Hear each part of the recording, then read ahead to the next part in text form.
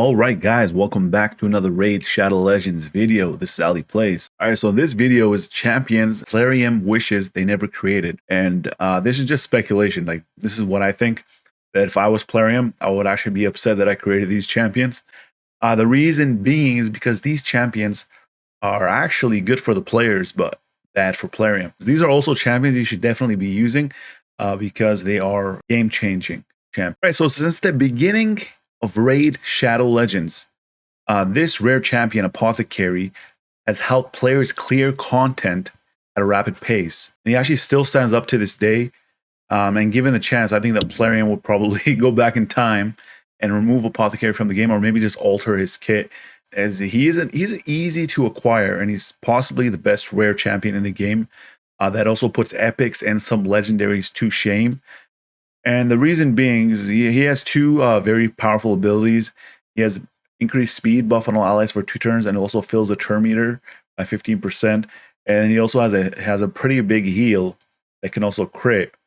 He's got a triple hit on his A1, so he's a crazy good champion. And yeah, let's move on to the next champion. All right, so Seer is the next champion. She actually has to be on this list. I know that she's a void champion. She's kind of hard to get, but she is an epic. She's not a legendary. She's actually allowing for extremely fast dungeon clears. The players were smart. They figured out a way to use Seer to clear dungeons very fast. And the people that actually have her are also clearing Doom Tower hard waves much too quickly. I mean, it's not an issue for me.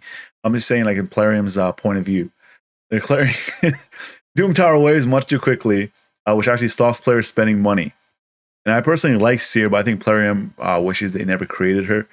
The reason being is this ability right here, Karma Burn. So she removes all buffs from all allies and enemies, and then she attacks all enemies. So that basically one-shots the waves. So a tactic that players actually figured out is to place as much buffs on their team as possible. They use champions like Mausoleum Mage, Duchess. Michelle is actually very good for that as well. Yeah, champions that basically place buffs on your allies. Then when she actually gets a turn, you can just skip ahead. You don't even have to use Clan Banner. You can just use Karma Burn and basically clear the waves. Yeah, that's allowing for very fast clears, especially if you have a champion like Prince Kaimar that actually resets her cooldowns. It's very overpowered, I would say. But that's basically the only ability that she has that is good. Yes, for that reason, I have Seer on this list. Champions Plarium wishes they never created. All right, so next up, we actually have an uncommon champion, Armiger. So Armiger actually sees too much use from the player base.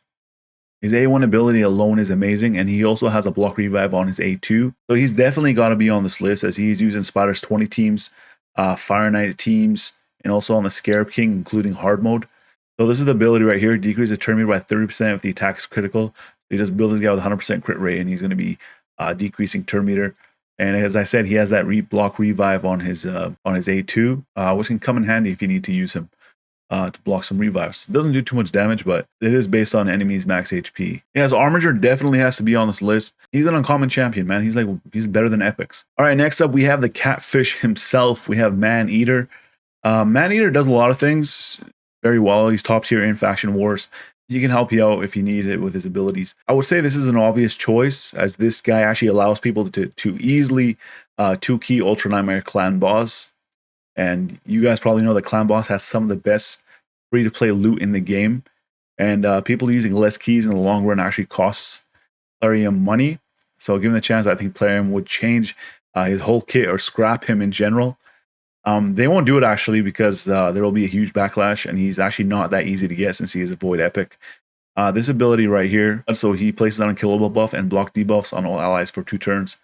And yeah, basically people use 2 of these champions. If you guys don't know, if you guys are new to the game, people usually use 2 Maneaters to make an unkillable team. Or I think they use a Roshkar or something else, champions like that. He is supposed to be hard to get, but for some reason I have a whole bunch of him because I've been playing the game a long time. Eventually you will have Maneater and you will be able to 2-key Ultra Nightmare. Let me show you something real quick, guys. Let me show you some proof. All right, let's go to Ultra Nightmare. What do we got? Double Maneater. Double Maneater. Double Maneater. See that? All these double Maneaters. Double Maneater. Double, double, double. You see almost all of my clanmates are actually using unkillable. This one's kind of different. All right, before we get to the last champion, I actually want to talk about some honorable mentions. So we do have Seeker. I think Seeker is very good, and I mean, he does have a turn meter boost and with an increased attack, right? I think he's quite not there.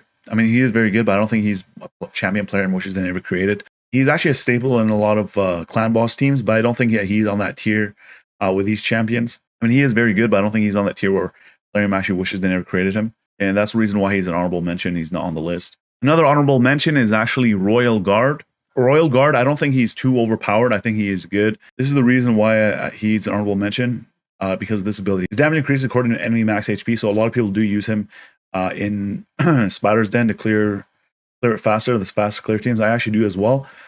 He's almost there. He's almost on the Champions Player never wishes they created. And the last honorable mention is going to be Frozen Banshee. So Frozen Banshee, to me, I feel like Plarium created her as a battle pass seller, her and Stag Knight. She actually does help a lot of accounts, but I don't consider her too overpowered. I think that she's very good for a rare, but I don't think she's overpowered. She does do a lot of damage in clan boss, but that's about it. So she is a very good champion, but I don't think they wish they never created her. All right, so I got 2 more champions for you guys that Plarium wishes they never created. And the first, Coldheart. So you guys probably knew Coldheart was going to be on this list.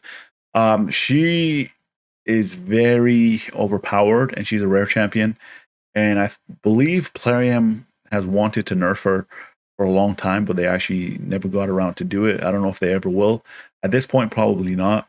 The reason being because this ability, not only does it do damage based on enemy max HP like Royal Guard, but also actually decreases the target's turn meter by 100%. So this ability is way too overpowered. Using a double Coldheart, triple Coldheart in Spider's Den was a very good strategy before. Especially now, actually, because you can actually alter the AI. Sometimes she doesn't really use Heart Secret ability first, but you can actually get her to do that first now. You can just block out this ability or click this as an opener. So yeah, she's definitely better than before, I would say, with the AI. And yeah, Plarium probably wishes they never created Coldheart. There was actually a champion that was like Coldheart back then, and surprisingly, she's actually in the same faction. So this is going to be for another video. Just look at this. I'm not going to read anything else. It's going to be for another video, guys. And the last champion Plarium wishes they never created is Allure. So if you're struggling with Fire Knight's Castle and you're trying to get the Armiger missions completed, Allure is actually your best answer if you have Allure, right? She is possibly the best Fire Knight champion in the game. If you can actually keep her alive through the waves and you can actually reach the Fire Knight, she actually turns it into a cakewalk. Because of her A1 ability alone. So she's basically Armiger on steroids and is a staple in many players' Fire Knight's team. And she's also a top tier champion in faction wars. So this is the ability right here. It attacks 3 times at random. So when you actually reach the Fire Knight, you get a triple hit that can take down the shield faster. It's not going to be random because he's the only target. And then she decreases the turn meter by 25% on each critical hit. He's going to lose a lot of turn meter. So yeah, she's definitely a very good champion. And probably, Plarium probably wishes they never created Allure. I'm happy they created her, man. To this day, I still use Allure, Fire Knight's Castle. All right, guys, so that's going to be it for the video. Hope you guys enjoyed it. I try to do something new in this channel. And if you guys actually want to see a video of champions that used to be amazing, but Plarium nerfed them, let me know down in the comment section. I'll actually get on to making that for you guys. If you guys are new to the channel, consider subscribing. And if you guys like the video, make sure you guys drop a like. And as always, I want to thank you guys for watching. See you guys in the next video. I'm Tyrone. I need everybody to subscribe to the homie Ali Al Plays. And that's non-negotiable either.